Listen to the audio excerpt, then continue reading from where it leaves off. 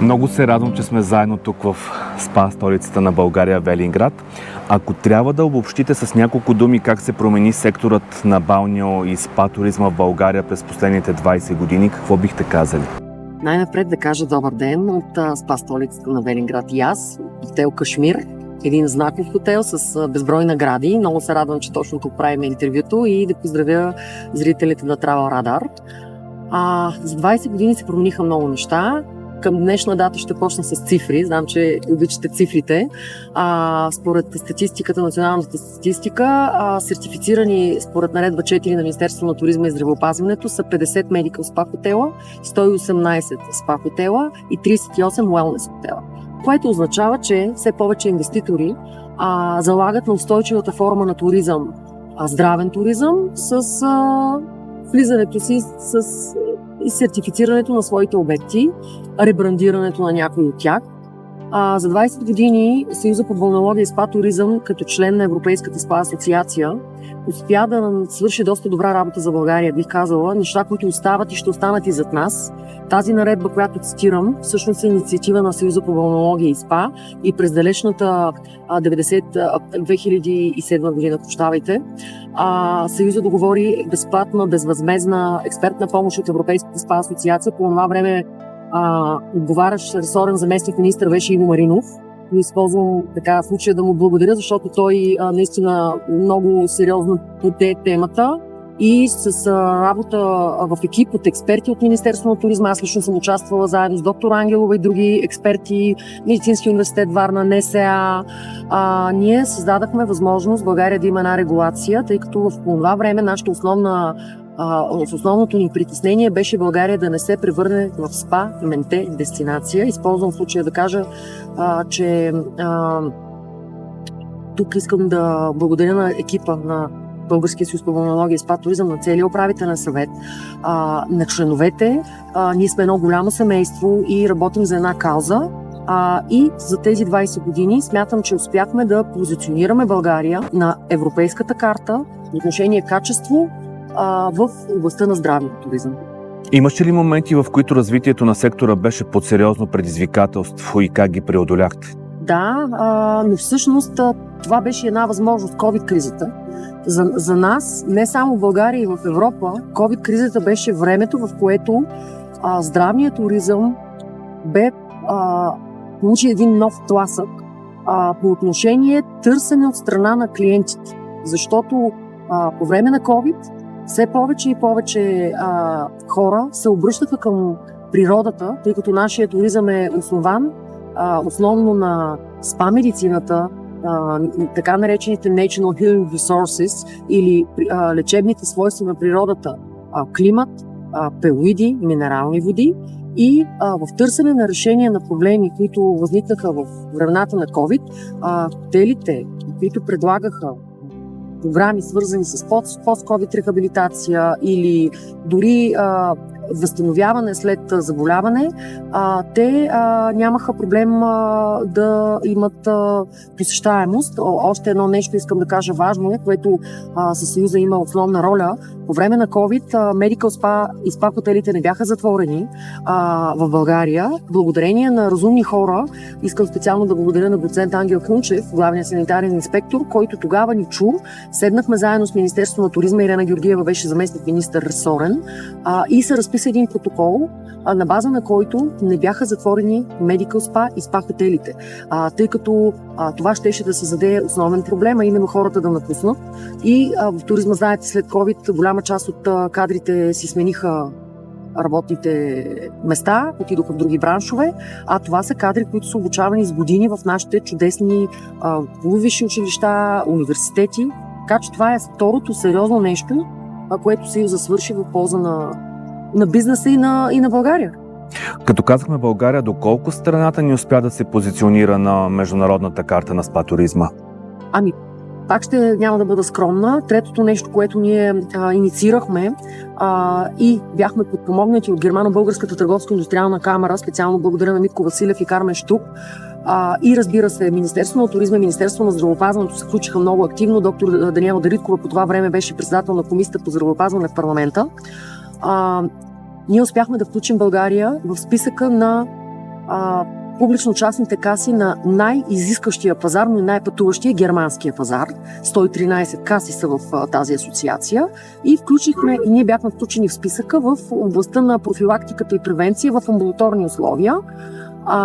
Самото включване означаваше признаване на качеството на услугата в България. Никой не си е представил, че тук ще хукнат едни тълпи туристи, пациенти, които ще идват в България с самолети, но това ни дава самочувствие, ние да кажем, нашия продукт е припознат от този пазар.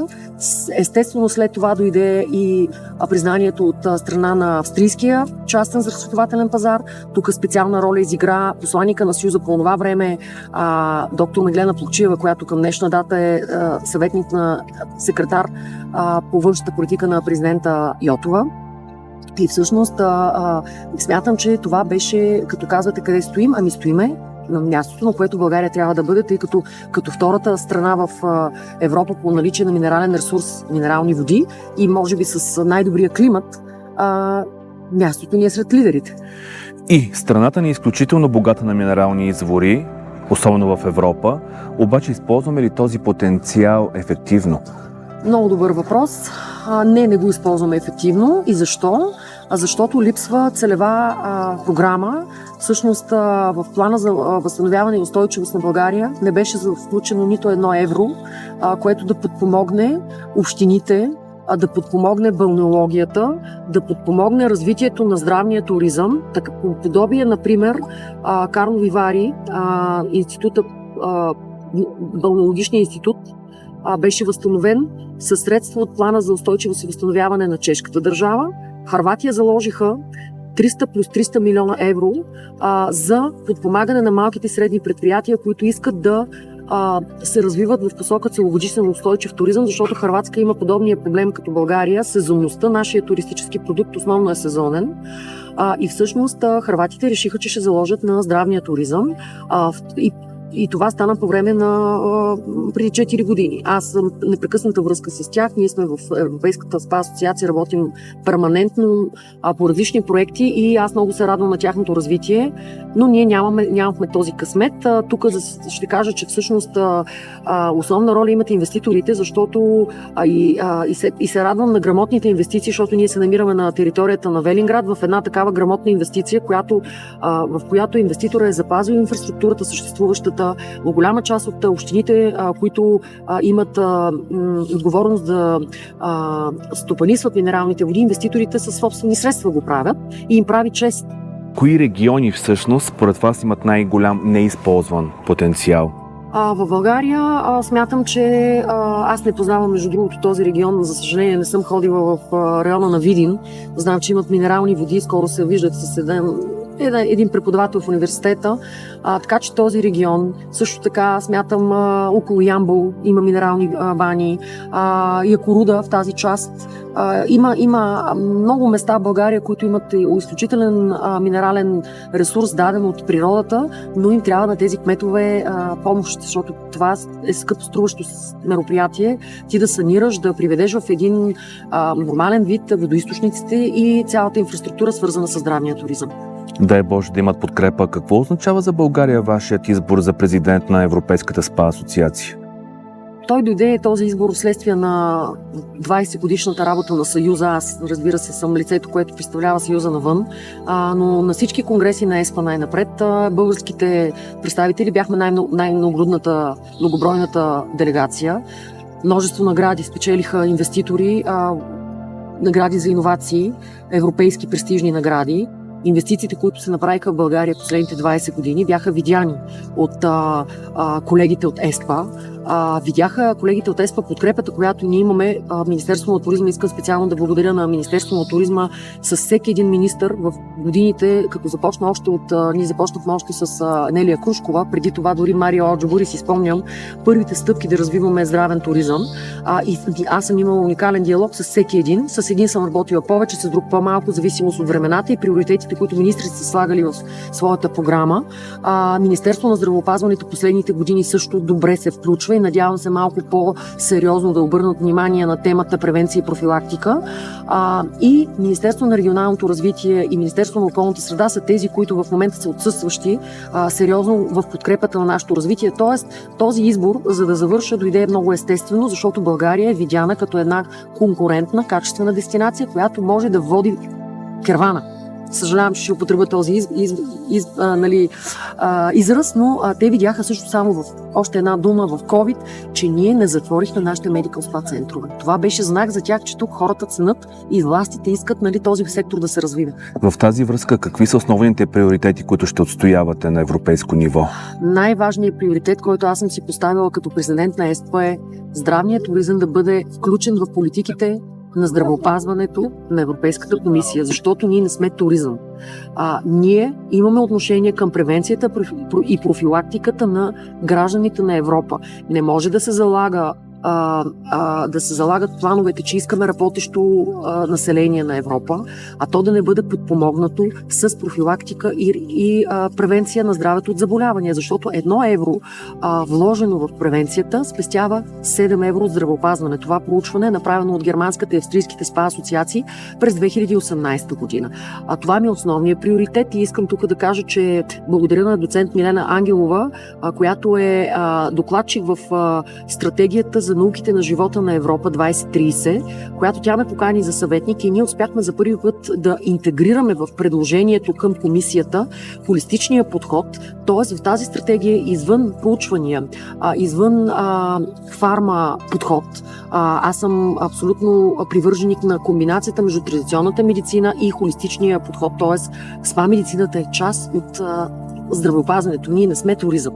Тоест, благодаря за поканата и ние се надяваме в рамките на тази комисия да успеем да се преборим европейските здравни дестинации, които са, ще ви кажа още една цифра, над 1000, с 850 хиляди работни места, над 50 милиарда оборот, да бъдат припознати като част от здравеопазването на Европа. Дай Боже, какви са най-важните тенденции в здравния и спа туризма и които ще определят следващото десетилетие? Mental health или психичното здраве е сложено като приоритет, сърдечно-съдовите заболявания и всъщност ползване на средствата на природата, спа медицината за подпомагане на хората да живеят по-дълго. Тоест, longevity темата е в нашия фокус също. Всъщност, това са трите теми, по които работи Европейската спа асоциация. Най-старата клиника за ментално здраве в Европа е собственик на моя момента първи вице-президент в Сужон, Франция. Ние работиме в посока програмите, които се предлагат от тези клиники, да бъдат интегрирани в здравните политики. Тук, за съжаление, ще кажа, че в България липсват програми за профилактика и превенция. Ние имаме само една рехабилитация, която се покрива от НОИ и обхваща ни 50 хиляди човека. Имаме един талон номер 3 на здравна каса, който покрива някаква превенция. Изоставащи сме. Тенденциите, в които трябва да работим е психическото устойчивост на населението. Аз слушах здравния министър господин доктор Околийски да говори по темата превенция, колко е важна и се надявам Министерството на здравеопазването да започне да работят по-сериозно по тази тема. Но всъщност тази тема е европейска тема, така че то може би ще си дойде естествено от главата към краищата, нали? И дано да стане по-бързо. Какво означава домакинството на Health Exchange Summit за България?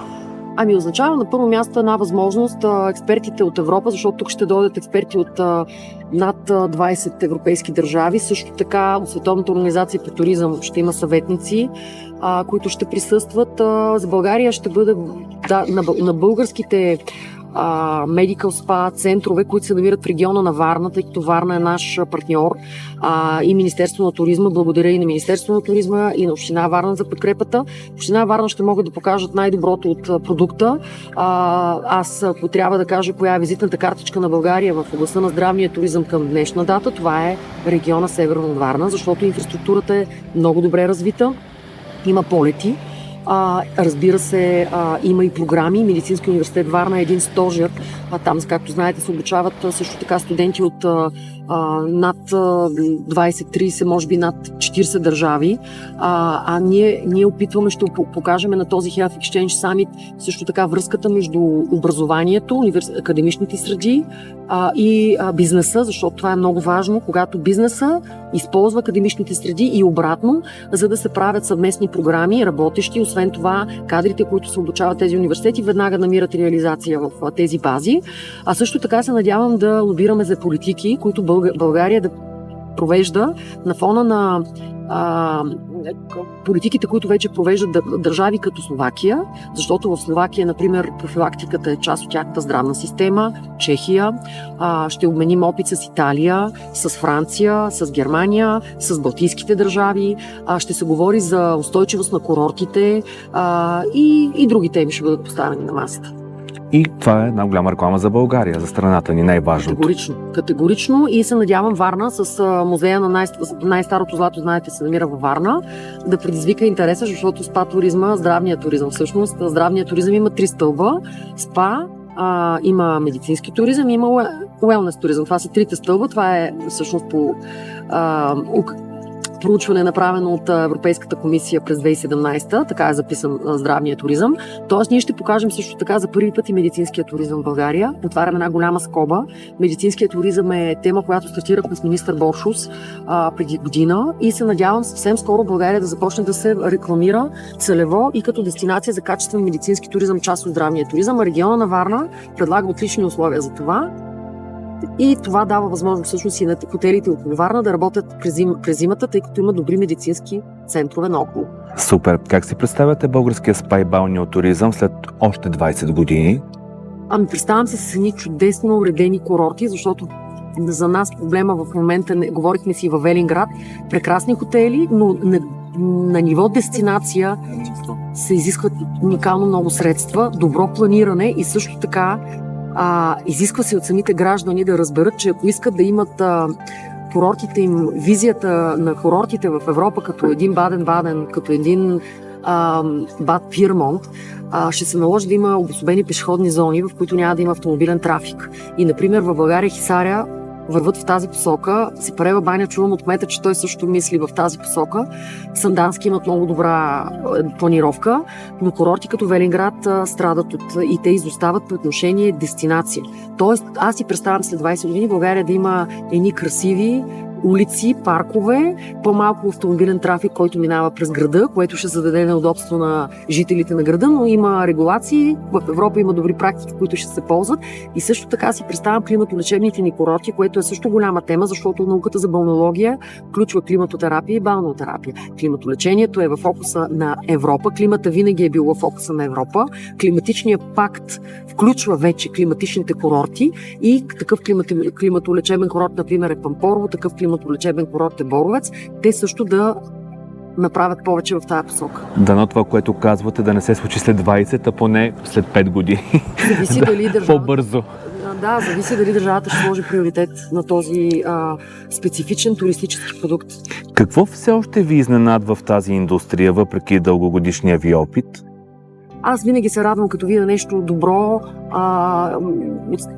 Например, в областта на инвестициите все повече връщане към традициите, тъй като римляните са измислили, всъщност времето на римляните основно е тръгнало този вид туризъм, да го нарека.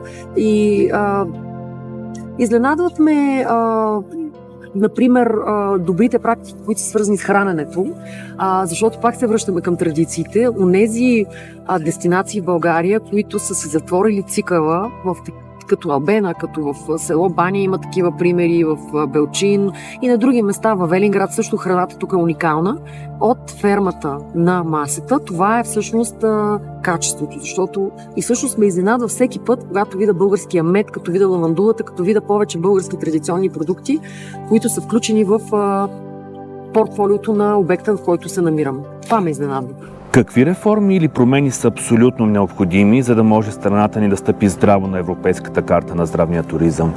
на първо място политиките в здравеопазването. Значи ние не можем да претендираме да привличаме пациенти и клиенти от чужбина със здравните им осигуровки, ако в България българите са дискриминирани, съжалявам, че ще употребя този израз, и ние с нашите здравни осигуровки не можем да ползваме програми по профилактика в България. Значи тази реформа е абсолютно наложителна. Реформи в областта на свързана отново с инфраструктура. Т.е. трябва да се определи, що е то балнеологичен курорт, на какви изисквания трябва да отговаря един здравен курорт, ако решим да всъщност все повече ще се говори за здравни курорти, все повече ще се говори за здравни центрове, няма да се говори за общини.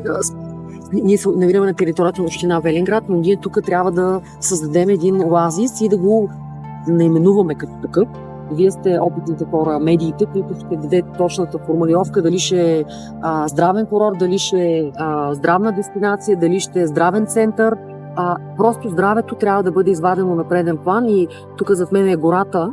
Това, което искам да кажа и да дам като препоръка е гората да не се взема като даденост, защото гората има лечебни свойства и германците, например, в една област Горна Померания, това е остров Юзердом, там имат програма така наречените Healing Forest или лечебните води и спа гори. И те си продават продукт в гората. А ние тук гората вземе за даденост. Гората не е за забавление, гората е за лечение. Тоест това са неща, които стратегически трябва да се променят и да си променим мисленето, живеейки тук и имайки това природно богатство, ние трябва да го ценим и да го рекламираме българи, които в крайна сметка пътуваме по целия свят. Трябва да сме горди от това, което виждаме в нашата страна и да работим върху инфраструктурата, която не е тема на индивидуалния човек, а е тема на национално ниво да се вземе този приоритет. Много благодаря за този разговор и се надявам да отбележите подобаващо тази годишнина 20 години. Каня ви, ще поканим всички медии, които в годините ни подкрепят и разбира се хората, които имат отношение да поддържат тази кауза. Благодаря ви.